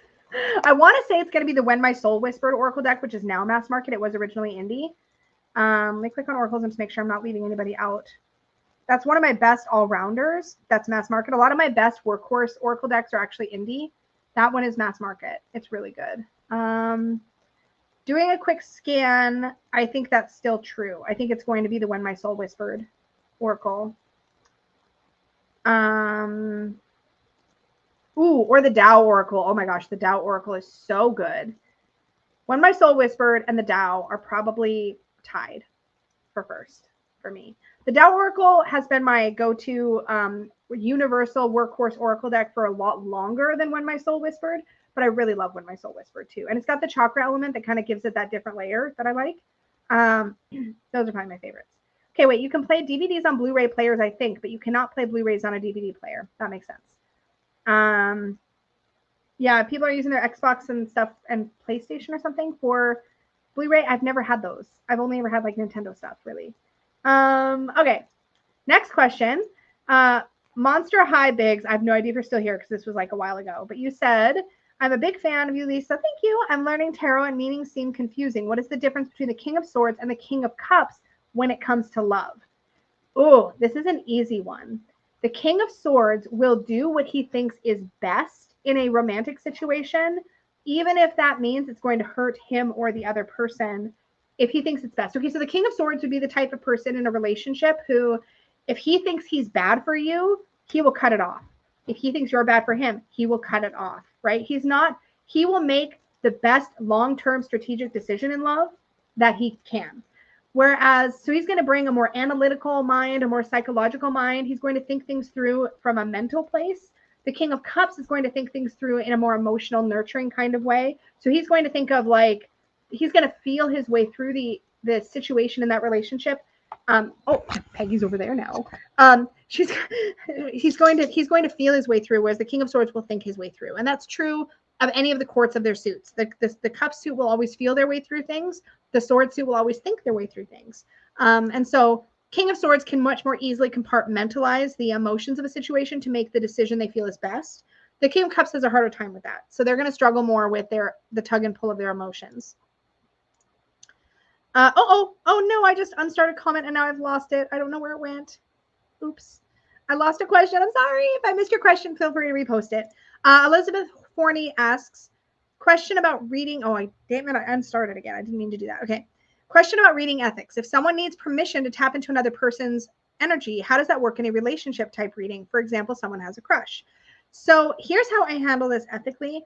I only read about that other person, that third party, in relation to how they are influencing or how they're having an impact energetically on my querent. So, for example, if somebody's like, I want a long-term relationship checkup reading, I feel perfectly comfortable talking about both parties in that relationship as it pertains to my client, my querent, right? So I'm not going to say, like, if somebody's like, what's in the future for my spouse? Your spouse isn't here. I'm not going to read that. If it's like, what do I need to know about our relationship? That relationship is a thing that you and your spouse have co-created, and I can read about that thing that you've co-created. Does that make sense? If you have a crush on someone and they're saying, I need to know if this like, okay, are they the one? That's a reading that I have in my shop. Are they the one for me? That to me is not tapping into that person's energy. It's like, what do you want and what do you need in a relationship? And is this person fitting the bill? That's different. I'm reading about how that person's impacting you. So that's how I address that question. To me, there's a big difference between doing a reading for somebody that's like, hey, this relationship with this other person is impacting me, and I need to talk about that. That's different than I haven't talked to this person in 3 years. I want to know how they're doing. Well, that's just energetically spying. I'm not going to do that. But isn't that also up to the? I mean, isn't ethics and tarot? Isn't that very much up to the individual of what they're? Yeah, I'm just sharing my opinion. But it's that's something that you have to decide for yourself as a reader. It's really there's not really a community standard on that. There's no one true way to do this. So you really have to. But it is important that you stick with your own ethics, because if you're doing stuff that you feel, oh, they're pushing me into it and I can't say no, you're not going to be happy and you're not going to give effective readings. Totally. And Ultraviolet Pisces says, some people ask the spirit guide of the person not present for permission, or otherwise ask energetically or spiritually. This is a valid practice that a lot of people are good with. I feel like it's always the most beneficial. Like, ethics aside, really, I feel like it's always the most beneficial for my querents, or that's been my experience, that it's been the most beneficial for my querents to focus on this person and how they impact them, which for me then eliminates any ethical quandary. If this person isn't having a direct impact on somebody, then I won't read. But I don't have it's not for me a black and white thing. Like, I don't have this actual line in the sand that's like, this I won't do, this I will do. It's all contextual. It really depends on how the question is worded, what the person's trying to figure out. Whether it feels like it goes into an ethical gray area for me or not is a case-by-case thing, for sure. You know, what would be a better question is, how do you tactfully decline these kinds of readings if they are? We're probably going to be talking about this. Oh, this is a great segue. Peggy, no, not Peggy. Danny and Dustin and I are going to be live on 3 Fat Readers channel tomorrow. Barb, can you grab the link for 3 Fat Readers for me? We're going to be live on 3 Fat Readers tomorrow, literally talking about professional readings. So I'm pretty sure we will be getting into all these ins and outs of, like declining readings. How do you handle it when something crosses a line or you don't want to go there? So we'll be talking about all that stuff. So bring all of your pro reading questions to that live stream tomorrow. We'll be on at 9:30 a.m. Pacific, which is 12:30 p.m. Eastern, if I've got my time zones right. Sorry, I wanted to read this. Renee says, for the spying question, I'd ask if they want to do a reading about why they're still thinking about that person and how they can move on. You could even go do a reading about how, why they're still thinking about that person and whether or not they should move on, and if so, how, kind of thing. Like, because maybe they shouldn't move on. Maybe they should be thinking about this person still. Ultraviolet Pisces, I will ask the tarot anything. In my personal life, and this to me is a huge difference. In my personal life, with any relationship that has or could affect me, I'm pretty everything's out on the table, because I know ethically what I'm trying to do and I'm comfortable with it. But when I'm reading for somebody else, I'm a lot more cautious around where those lines are going to be, for sure. I feel like I'm losing my voice, but I also filmed like 3 videos yesterday that I still have to edit. Let's talk about the 2 and 3 of Wands. This is a popular question, and I don't mind addressing it every single one of these live streams, because thanks to the illustration on the classic Rider-Waite-Smith, I do think it's confusing. And I hope to illustrate the difference well in my deck. Shut up. I'm sorry. Okay. Anyway. Are you kidding me, buddy? 2 and 3. What's wrong? I have a crow trying to look in the window. Oh, do you have food out there? Yeah, I do, but I think it's already gone, and I think he is late Stay for here. lunch. Stay here, Bruno. Yeah, Okay. Nope, stay here, Bruno. I don't want him to go bark. Stay there. I know he's like, but yeah, Bugger's late for lunch. It's already gone. Peggy. Yeah. Anyway, okay. Awesome. Okay, so 2 of Wands, 3 of Wands. So the reason I think these really feel, look at these scenes even. They're both up on high ground. I mean, they're not often illustrated in distinctly different ways. I hope to change that. They're not often illustrated in distinctly different ways. However, to me, the 2 of Wands, we're holding the globe, or we're looking at a globe, or we're looking at a map, or we're looking at a window, or we're on this tower. We're sort of considering what our next move is going to be. To me, the 2 of Wands is very much about planning, about exploring possibilities, considering what might come next. Maybe less intellectual and more like, what is my next adventure? Anything is possible in the 2 of Wands because we haven't necessarily picked a path yet. So in all of the 2s, if this helps, all of the 2s bring a certain aspect of decision making to the table. If you choose to look at it in that way, they all bring a little bit of choice energy, right? So in the 2, we're trying to choose a path. We're trying to choose what adventure we're going to go on, what we're going to do next. In the 3, we've made a choice and we're now embarking on that journey. So the 2 common ways to look at the 3 of Wands is that we've sent our ships out and we're waiting for our ships to come in. I don't really like that interpretation very much. It never worked for me very well. I like to use the keyword embark for the 3 of Wands because embark, it's like we've now made our choice. We're now beginning the journey. So in the Unicorn's Journey Tarot, for example, in the 2 of Wands, Mystic will be indoors considering the next step. And in the 3 of Wands, we'll be very clearly setting out on a path. So those are the ways I'm distinguishing them in my deck. But it's going to be different for everybody. That's how I see it. Is like we're still in the sort of planning phase here, and we've chosen and are now taking the first tangible steps here. Yep, exactly.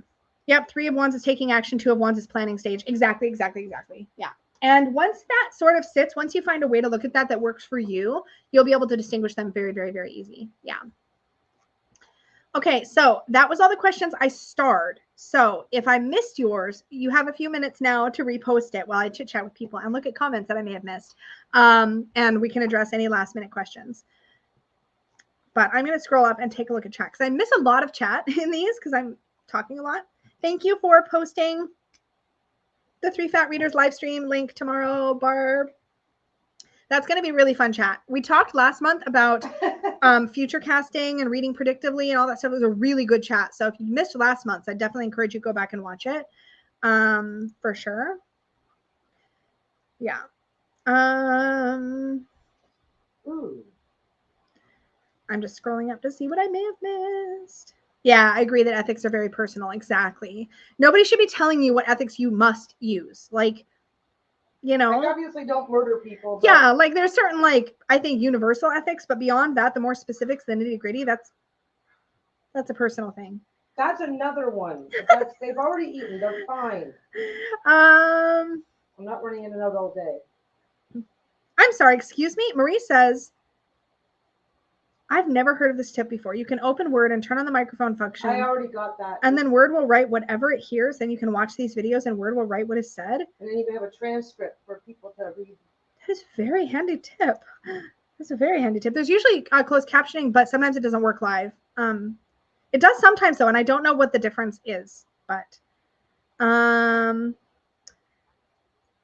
plus I'm writing stuff. You have to enable closed captioning. Well, I don't know how that works actually.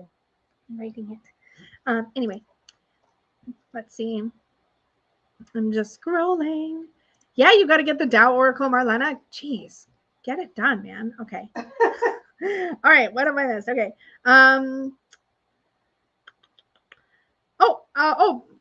Princess, what's your name?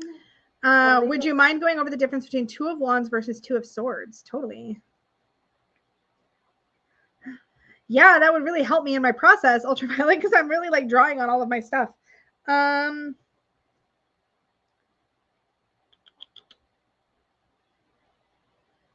want to see. Oh, 2 of Wands is like the Reba country song. Is there life out there? Yeah, totally. Okay, so 2 of Wands versus 2 of Swords. Let's talk about it. So 2 of Wands, I'm going to give you the short version answer. 2 of Wands, exploring possibilities, Hero? There we are. Versus, oh, my nose is so itchy. Versus Two of Swords, being hung up on a decision, okay? Because they feel very different. Look at even the vibe of these cards. This feels very open, expansive, explorative. This feels very restrictive and limited and blocked. And that's kind of the vibe difference of these two cards. They're both decision-making cards, don't get me wrong. But the Two of Wands is like being open to possibility, considering your options. It's not even two choices, right? It's the whole world is your oyster. Whereas in the Two of Swords, it's like, do I go this way or do I go that way? And being really stuck in your head about it. That to me is the difference. Do I have one card that I love the most? Like generally in the tarot, like not from a specific deck. The Star card is probably my favorite. Probably. The Star card and the Nine of Cups are two that are really, really, really important to me personally. Really important to me for sure.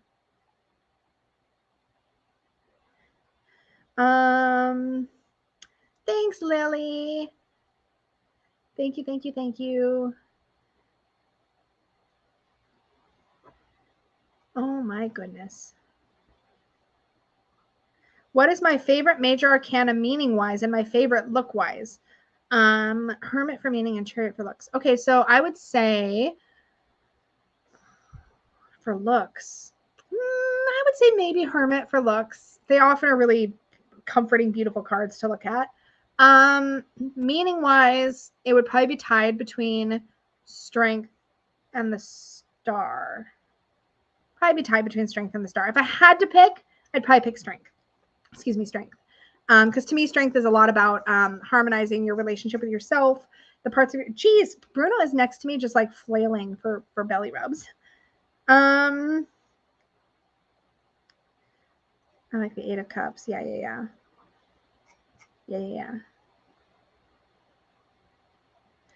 Yeah, Ultraviolet. I'm in the Three of Wands right now. Okay.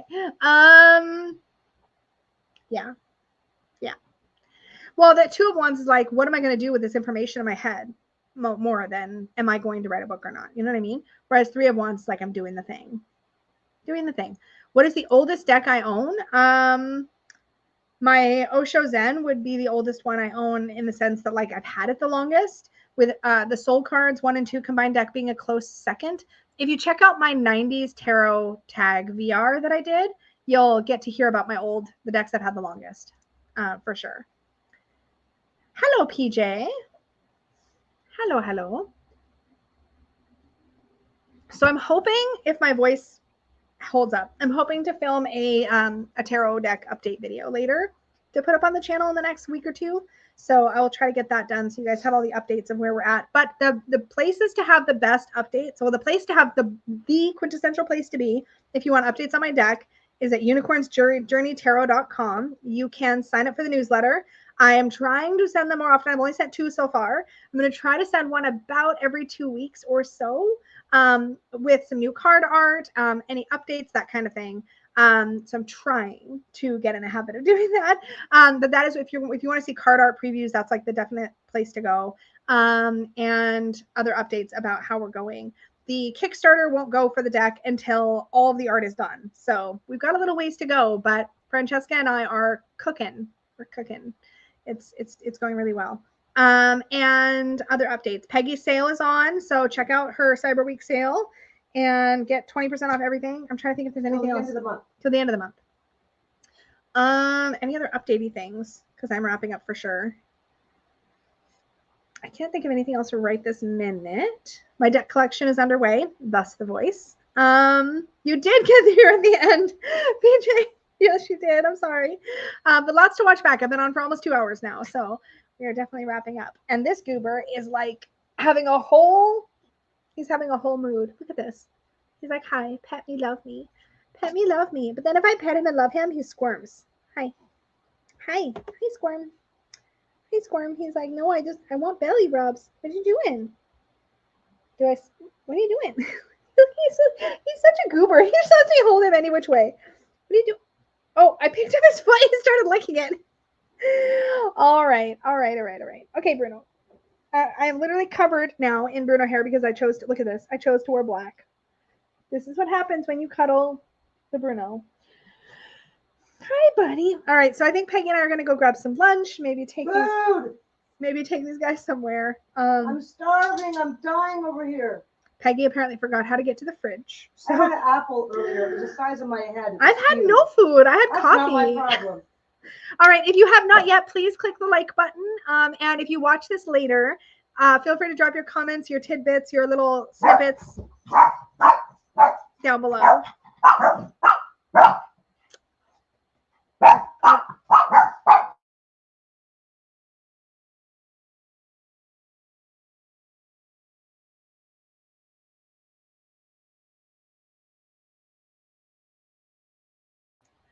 I think I can say goodbye now.